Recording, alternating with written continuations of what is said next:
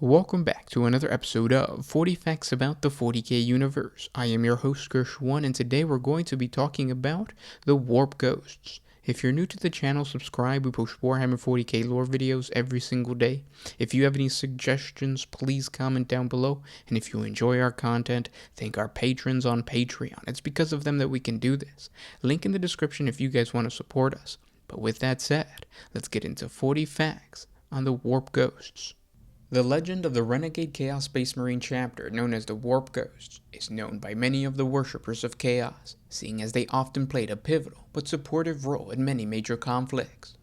Unlike many of the Chaos warbands encountered by the Imperium, the bits of information that have been gathered on the Warp Ghosts demonstrate that they did not manifest from one of the original traitor legions, but rather betray the Emperor long after the Horus Heresy. And although the warband has been blamed for many wars and incursions down the millennia, the full history of these sinister traitors is mostly unknown. The grim lore of the Warp Ghosts speaks of a terrible curse placed on the chapter. They were all to be condemned as withered, undying souls, damned for some unknown sin or treachery to ride the tides of the warp in search of new flesh to wear, as any physical body they invaded was itself quick to decay and soon ruined by the chaos-tainted possession.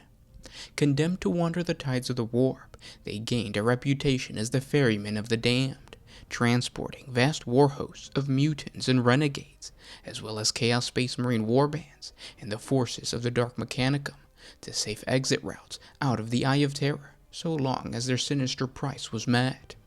Similar to the Legion of the Damned, the warband consists of spectral Chaos Space Marines existing somewhere between life and death. Each heretical battle brother gives off an eerie green glow on top of a pale green and black power armor. And just like the spectral warriors of the light, the warband seems to have an understanding on how to manipulate the warp for the purpose of time travel.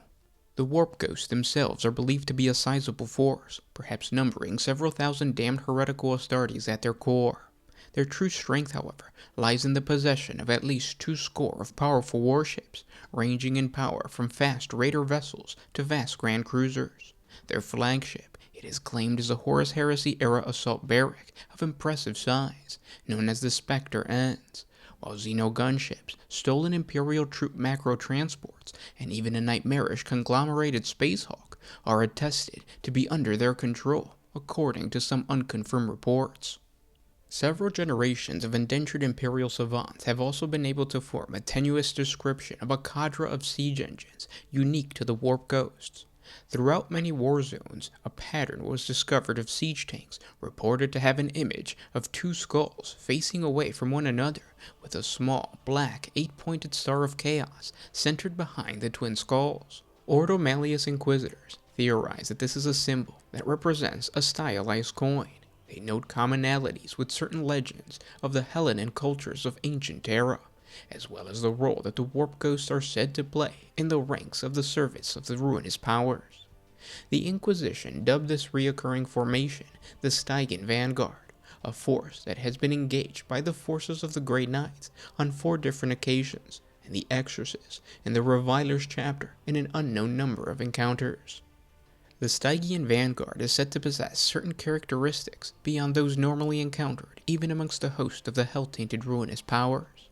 Its attacks are invariably heralded by abnormal atmospheric phenomena, including the sudden appearance of unnatural mists, the falling of night during daytime, strange lights in the sky, and a deep, haunting clarion call rolling across the land from no discernible source.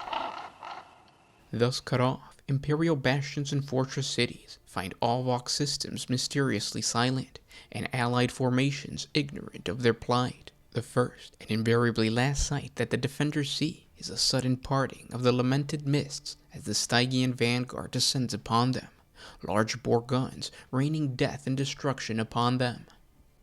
Even the staunchest of defenses cannot hold against such a sudden and relentless assault. It is believed that the mightiest of fortifications will come crashing down under their weapon fire. In the wake of the Stygian Vanguard comes the ground troops of the Warp Ghosts, though in truth very few defenders have survived to describe them, or if they have, their maddened ravings can hardly be counted as reliable. as well as marauders and world breakers in their own right. The Warp Ghosts are well renowned as mercenaries amongst the dark forces of the Eye of Terror and far beyond, owing fealty to neither god nor master, but only to the coin of strong flesh and blood, fealty and sacrifice.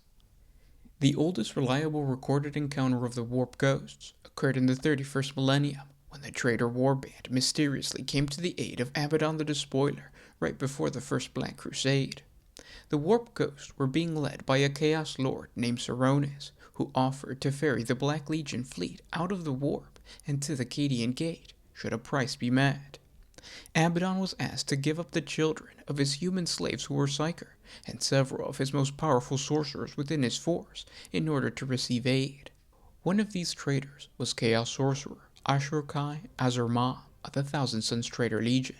Known as the White Seer, Ashur-Kai was known for taking command of the warship Talklo and its advanced, partially demonic machine spirit known as the Amnesis. The White Seer had sworn his service to Abaddon the Despoiler, since his ship was destroyed at the Battle of Harmony during the Legion Wars within the Eye of Terror. What made this Chaos Sorcerer so special was that he was the Chaos Lord, Saronis of the Warp Ghosts. In an apparent act of time travel, a future version of the White Seer, renamed Saronis, used the time-bending abilities of the Warp to return to the past and aid Abaddon.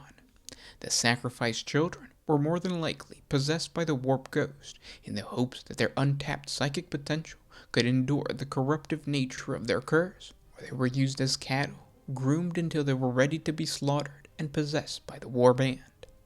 Later on in the mid-37th millennium, when Inquisitor Lord Antius Coil of the Ordo Malleus discovered the location of the nomadic Hellforge, Sarum, while conducting exterminatus action against the warp-tainted hive world of Golionda 9, and moved to see it destroyed at last.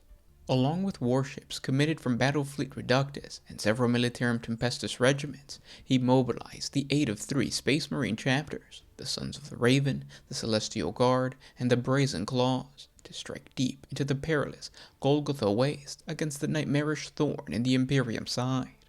Within sight of the baleful world, the Imperial fleet was ambushed on all sides by the pale warships of the Warp Ghosts and the corrupted Black Wings Chaos Space Marine chapter, and the horrific demon engines of their Dark Mechanicus allies of Sarum.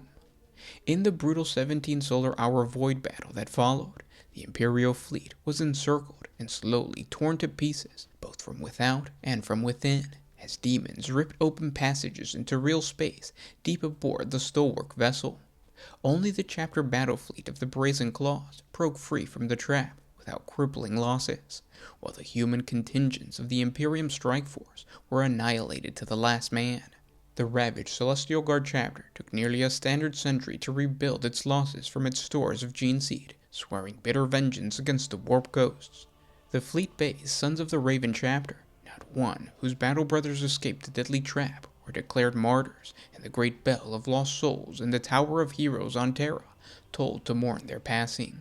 18 standard years later, a corrupted Warspite-class battle barge, believed once to have been the Seraphinia Caracas of the Sons of the Raven, was encountered transporting a Warp Ghost raiding force off Mizoa 15, the withered face of the martyred chapter's last master, worn by the Revenant Captain. The latest Imperial reports claim to have spotted the Warp Ghosts fighting alongside the forces of Chaos on Cadia during the 13th Black Crusade. After the destruction of the Fortress World and the creation of the Great Rift, various claims have circulated of warbands fitting the description of the Warp Ghosts, but none have been verified. Some Ordo Malleus savants speculate that the reason that the Warp Ghosts are able to travel through the tumultuous immaterium with such accuracy is because they can take possession of the twisted ships of chaos. Similar to the way a demon can slumber within a warship's core, the Warp Ghosts bind their traitorous souls to the battleships of the Chaos Fleet, and thus have a more accurate reading of the ebb and flow of the warp.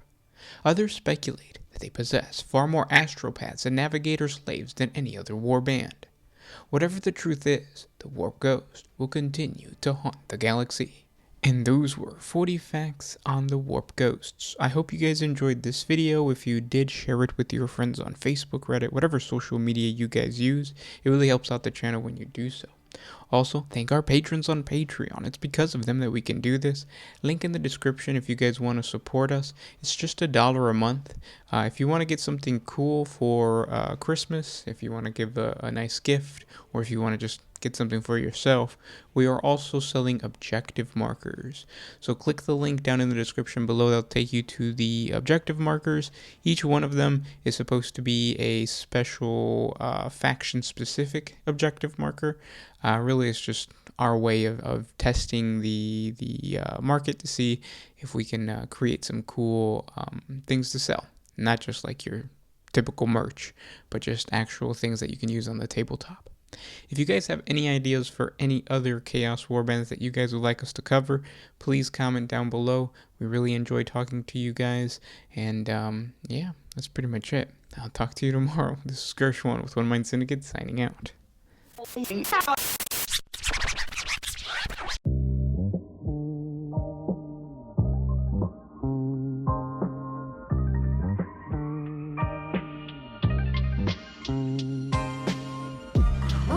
used to put my freedom first in any situation.